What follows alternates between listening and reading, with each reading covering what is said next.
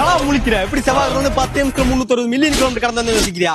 செவ்வாகரத்துல இருந்து கரூருக்கு ராக்கெட்ல 2 நிமிஷம், கரூர்ல இருந்து வெங்கமேட்டுக்கு மினி பஸ்ல 3 நிமிஷம், மினி பஸ் விட்ட இடத்துல இருந்து தம்பி லிஃப்ட் கொடுத்தனால வேற 4 நிமிஷத்துல உன் கண்ணு முடி வந்து நிக்கிறான்டா. கணக்கு போட்டா 12 நிமிஷம் வருதுண்ணே, 10 நிமிஷங்கிறியா? ரொம்ப தூரத்துல இருந்து வந்திருக்கேன், ஏதாவது பேசிட்டு போட்டோம்.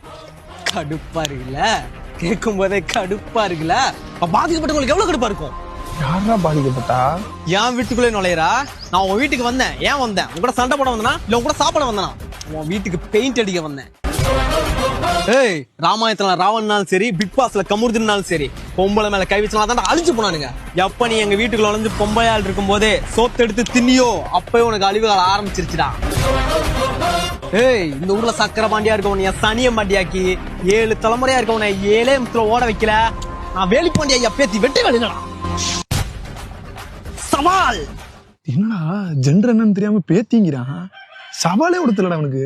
என்னடா உனக்கு லெக் பீஸோட பிரியாணியும் சால்னாவும் வேணும்? இதா குடி. உன் பொண்டாட்டி சமைச்ச ஊசி போன பிரியாணி உன் பொண்டாட்டி போய் நல்லா குடு, மெச்சுவா.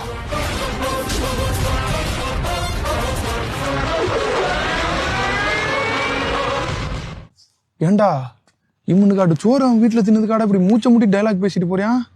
அண்ணே அது இல்லாம சொன்னது பையனே, கரூர்ல எதுனா ஏர்போர்ட், அவ எப்படி ராக்கெட்ல இருந்து இறங்கியிருப்பியான்? டிங் டரிங் டிங் டரிங் டிங் டிங் டிங். இத புடி.